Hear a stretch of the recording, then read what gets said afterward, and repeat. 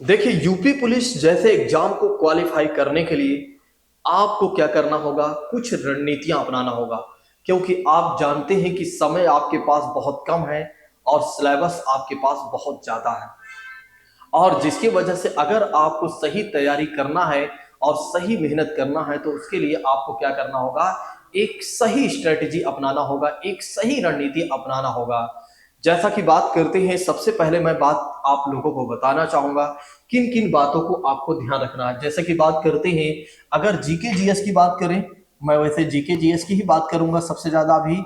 जैसा कि बात करते हैं, सब्जेक्ट टू सब्जेक्ट पढ़ें। यहां पर बात मैंने क्यों लिख दिया है, सब्जेक्ट टू सब्जेक्ट का मतलब मैंने क्यों लिख दिया है, क्योंकि उसके पीछे का कारण यही है कि जब आप सब्जेक्ट वाइज प्रिपरेशन करेंगे तो आपकी तैयारी बेहतर हो जाएगी और आपको ये समझ में आ जाएगा अभी तक आपने किस सब्जेक्ट को कितने अच्छे तरीके से पढ़ लिया है और कितना एमसीक्यू आपने कंप्लीट कर लिया है।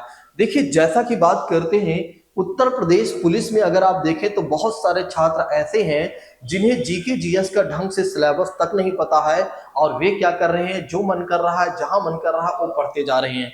और जिसकी वजह से कहीं ना कहीं बाद में हो सकता है उन्हें कुछ ना कुछ परेशानियां झेलनी पड़ सकती है। तो मेरी बातों को अच्छे तरीके से समझिएगा, निश्चित तौर पर आपको सारी बातें समझ में आएंगी।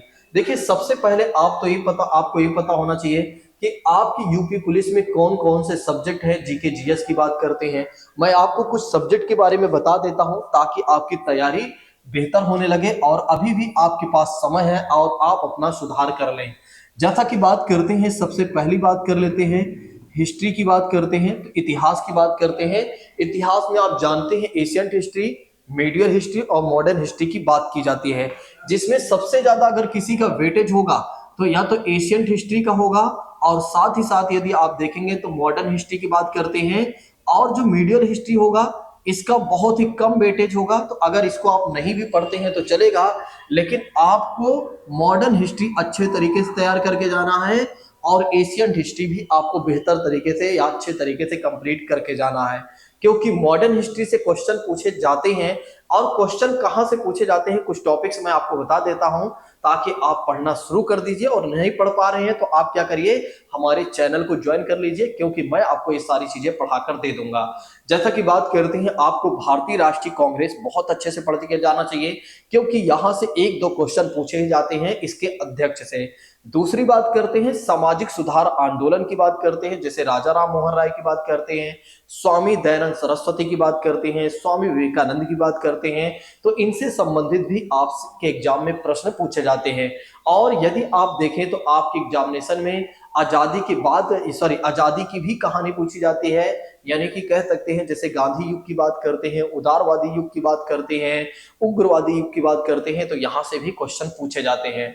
तो आप लोगों को क्या करना होगा कि 1857 की क्रांति से लेकर 1947 तक आपको बहुत अच्छे तरीके से पढ़कर जाना है, क्योंकि यहां से 100% आपके एग्जामिनेशन में क्वेश्चन पूछे ही जाते हैं। ठीक है, चलिए अब नेक्स्ट बात कर लेते हैं दोस्तों। नेक्स्ट बात कर लेते हैं कि अगला अगला सब्जेक्ट कौन सा आएगा, तो हिस्ट्री हो गया। उसके बाद यदि आप देखें तो ज्योग्राफी की बात की जाती है, तो ज्योग्राफी जिसे बोला जाता है भूगोल की बात करते हैं, तो यहां से भी क्वेश्चन पूछे जाएंगे। जैसे कि बात करते हैं, एक तो वर्ल्ड हिस्ट्री की बात करते हैं तो ब्रह्मांड वाला चैप्टर आपको पढ़कर जाना चाहिए। आपको 7 कॉन्टिनेंट जो है उनको पढ़कर जाना चाहिए, क्योंकि यहां से क्वेश्चन बनते रहते हैं। फिर उसके बाद यदि आप देखें इंडियन ज्योग्राफी की बात करते हैं, तो इंडियन ज्योग्राफी में नदियां, पहाड़, पठार, दर्रे, यहां से भी क्वेश्चन पूछे जाते हैं, तो इनको भी आपको पढ़कर जाना चाहिए। ठीक है, फिर उसके बाद बात करते हैं पॉलिटी की बात करते हैं। पॉलिटी में मुझे नहीं लगता है कोई चीजें छोड़ना है, पॉलिटी पूरा कंप्लीट करना है, क्योंकि हमेशा से इसका ज्यादा वेटेज रहा है। हर एक एग्जामिनेशन की बात करें तो हर एक एग्जामों में यदि आप देखें तो इसका काफी ज्यादा वेटेज रहा है। अभी कहीं जाइएगा नहीं, बहुत सारे टॉपिक्स मैं आपको बताने चल रहा हूं जिनके बारे में आपको पता भी नहीं होगा, इसलिए आप ध्यान से चीजों को समझ लीजिए। सही स्ट्रेटजी आप बना लीजिए। एक वैज्ञानिक तरीका है, अब मैं आपको बाद में बताऊंगा ये सारी चीजें। ठीक है, हिस्ट्री हो गया, ज्योग्राफी हो गया, दूसरी बात करते हैं पॉलिटी हो गया, सॉरी, दूसरा ज्योग्राफी, तीसरा पॉलिटी की बात करते हैं। अब इकोनॉमी की बात करते हैं। इकोनॉमी का मतलब हो जाता है इंडियन इकोनॉमी। अब इंडियन इकोनॉमी की बात करते हैं तो इंडियन इकोनॉमी कैसे तैयार होगी, इसमें भी 3-4 चैप्टर हैं, उतने ही पढ़ने पड़ते हैं, सारे नहीं, पूरा इकोनॉमी कोई नहीं पढ़ता है और पूरे इकोनॉमी से क्वेश्चन आते भी नहीं है। एक तो बैंकिंग वाला चैप्टर है, दूसरा नेशनल इनकम की बात करते हैं, तीसरा पंचवर्षीय योजना या एग्रीकल्चर, बस यहीं से क्वेश्चन पूछे जाते हैं। अब इसको तैयार करने के लिए क्या आपके पास सही स्ट्रेटजी, सही किताब, सही कंटेंट है क्या? अगर नहीं है तो ज्वाइन कर लीजिए शशि आईएएस एकेडमी के चैनल को, क्योंकि निश्चित तौर पर ये सारी चीजें मैं करवा कर दूंगा। इकोनॉमी हो गया, फिर उसके बाद यदि आप देखें तो एक तो ज्योग्राफी हो गया, पॉलिटी, इकोनॉमी हो गया, फिर साइंस की बात करते हैं। साइंस में यदि आप देखें तो सबसे ज्यादा वेटेज अगर किसी का रहता है तो बायोलॉजी का रहता है। तो बायोलॉजी के कुछ सेगमेंट है जिन्हें हमें पढ़ना ही पड़ता है, ठीक है। हिस्ट्री, ज्योग्राफी, पॉलिटी, इकोनॉमी हो गया, फिर उसके बाद साइंस हो गया। फिर बात करते हैं करंट अफेयर्स की, बात करते हैं, यहां से भी क्वेश्चन पूछे जाते हैं, ये तो आप जानते ही हैं। लेकिन आप ये नहीं जानते हैं, आईआर की बात करते हैं, इंटरनेशनल रिलेशन की बात करते हैं, आपके एग्जामिनेशन में पूछा जाएगा। क्योंकि आप अगर देखेंगे आपके सिलेबस में लिखा हुआ अंतरराष्ट्रीय संबंध की बात करते हैं, तो कुछ छोटी मोटी ट्रीटी हैं, कुछ छोटी मोटी चीजें हैं और कुछ इंटरनेशनल जैसे ऑर्गेनाइजेशन की बात करते हैं, संगठन की बात करते हैं, जैसे G7, SCO, UNO, ऐसे तमाम जो चीजें हैं यहां से भी क्वेश्चन पूछे ही जाते हैं, इसलिए आपको ये भी पढ़ना होगा। फिर उसके बाद यदि आप देखते हैं तो स्टैटिक जीके की बात करते हैं, इसी में खेल की बात करते हैं, खेल से भी क्वेश्चन पूछे जाते हैं, ये बात आप जानते ही हैं। फिर उसके बाद अगर आप देखें तो नृत्य की बात करते हैं, डांस की बात करते हैं। फिर उसके बाद यदि आप देखें तो जो भाषाएं होती हैं, जनजातियां होती हैं, यहां से भी क्वेश्चन पूछे जाते हैं। ऐसे में अगर आप देखें तो जो आपका अगर जीके जीएस की बात करें तो इतने सारे विषय हैं। अब इस सारे विषय की प्रिपरेशन आपको कैसे करना है, आप चाहे तो सेल्फ स्टडी थोड़ा से पढ़ कर लीजिए, या आप लूसेंट की जो किताब है ना उसको भी लेकर थोड़ी पढ़ लीजिए। देखिए लूसेंट भी अच्छी है, लेकिन खूब अच्छी तो मैं नहीं मानता हूं, लेकिन हाँ कम से कम जिसका बेसिक कंप्लीट नहीं है वो क्या करे, लूसेंट का जरूर पढ़े। एटलीस्ट उसका क्या होगा कि एक तरह से कहीं ना कहीं जो फंडामेंटल है, जो फाउंडेशन वाली चीजें हैं, जो एक तरह से कह सकते हैं जो छोटी छोटी गलतियां होती हैं, वो गलतियां होना कम हो जाएंगे। इसलिए लूसेंट वो जरूर पढ़े, अगर उसके पास कुछ भी सोर्सेस नहीं है तब खुद पढ़ने के लिए। नहीं तो मैंने क्या किया है सर, हर एक सब्जेक्ट की प्लेलिस्ट तैयार करना शुरू कर दिया है। तो आप क्या करिए, जो जो प्लेलिस्ट हमने तैयार कर दिया है आप उनको क्या करिए, पढ़ते चलिए। अब उसके साथ साथ यदि आप देखें तो आपको क्या करना होगा, एमसीक्यू भी करना होगा। यानी कि डेली कम से कम 10 से 15 क्वेश्चन, 20 क्वेश्चन, 25 क्वेश्चन, 50 क्वेश्चन आप डेली करें। जब आप करेंगे तो इससे क्या होगा, आपके पास एक आइडिया आ जाएगी, आपको आइडिया लग जाएगा, आपके अंदर एक आइडिया आ जाएगी, या कह सकते हैं आपको ये आइडिया लग जाएगा कि किस तरह के प्रश्न कैसे कब गलत हो जाते हैं और किस तरह के प्रश्न में क्या प्रकृति होती है, उसके हिसाब से सही हो जाते हैं। तो आपको ये पता चलने लगेगा, अच्छा इस तरह के प्रश्न दिखते हैं तो निश्चित तौर पर कहीं ना कहीं गलत होता है, और इस तरह के प्रश्न दिखते हैं तो कहीं ना कहीं सही होता है। तो मेन कह सकते हैं कि आपको आइडिया भी लगने लगेगा। ठीक है, नेक्स्ट बात करते हैं, बेस्ट कंटेंट चाहिए। एक तो सही कंटेंट की भी जरूरत है, अगर आप देखें तो एक बेस्ट कंटेंट की भी जरूरत है, क्योंकि बिना सही कंटेंट के आपकी तैयारी बेहतर नहीं हो पाएगी। क्योंकि आप जानते हैं कि आपको वही पढ़ना है जो आपके एग्जाम से रिलेटेड है। तो आपको बेस्ट कंटेंट के लिए कहाँ जाना चाहिए, तो कहीं नहीं जाना है, बस अपनी एकेडमी को फॉलो करिए और मैं सारी चीजें करवा रहा हूं, आप करते चलिए, निश्चित तौर पर आपकी तैयारी हो जाएगी।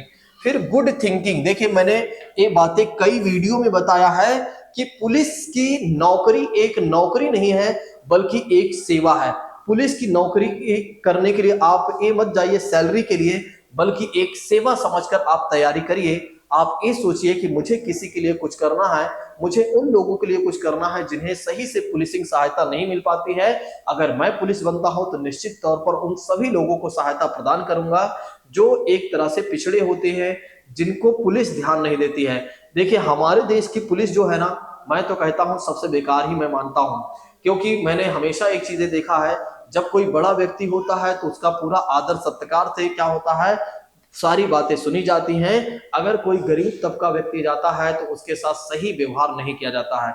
तो आप इस बात को समझिए कि कभी आपके साथ ऐसा हुआ या आपने किसी को देखा होगा, तो आप अपने मन में वो इच्छाएं पैदा करिए कि मैं जब जाऊंगा, मैं जब पुलिस बनूंगा तब मैं ऐसा कभी नहीं करूंगा, और ना ही अपने साथ जो भी हमारे साथ रहेंगे उनको भी ऐसा करने के लिए मैं कहूंगा। अगर करते हैं तो उन्हें रोकने के लिए मैं हर संभव प्रयास करूंगा। तो मेरा मानना है कि आप पुलिस की नौकरी इसलिए मत एक तरह से करिए, या पुलिस की नौकरी के लिए इसलिए मत तैयारी करिए कि आपको सैलरी मिलेगी, आपकी अच्छी शादी हो जाएगी, आपकी सम्मान बढ़ जाएगा, आपकी प्रतिष्ठा बढ़ जाएगी। इसलिए नहीं, सम्मान प्रतिष्ठा ये सब सारी चीजें छोड़ दीजिए, बगल एक तरफ साइड कर दीजिए। आप इसलिए तैयारी करिए कि मुझे अपने राष्ट्र, समाज और कुछ लोगों, जो भी हमारे राज्य में लोग हैं या जहां पर भी हमारी ड्यूटी लगती है, उनकी सेवा के लिए हमें क्या करना है, पढ़ना है। उसके लिए आप पढ़िए, आपको अलग से कोई मोटिवेशन वीडियो देखने की जरूरत नहीं है और ना ही किसी व्यक्ति से पूछने की जरूरत है। आप अपना मेहनत करिए, निश्चित तौर पर आपको सफलता मिलेगी।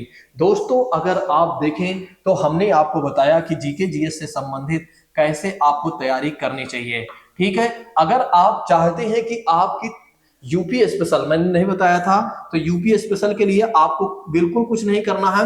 यूपी स्पेशल की हमने प्लेलिस्ट तैयार कर दिया है, यूपी स्पेशल के हमने प्लेलिस्ट तैयार कर दिया है। आप क्या करिए, प्लेलिस्ट को ओपन करिए और आराम से अपनी तैयारी प्रारंभ कीजिए और आपकी तैयारी बेहतर हो जाएगी। क्योंकि अगर आप देखें तो हमने प्लेलिस्ट तैयार कर दिया है, एक एक वीडियो को आप देखते चलिए और इसका एमसीक्यू भी हमने शुरू कर दिया है, और साथ ही साथ आप क्या करिए, एमसीक्यू भी करते चलिए ताकि आपकी तैयारी बेहतर हो जाए और आपकी सफलता सुनिश्चित हो जाए। दोस्तों, आज की बात को हम यहीं पर स्थगित करते हैं। Thank you so much. जय हिंद दोस्तों, take care all of you.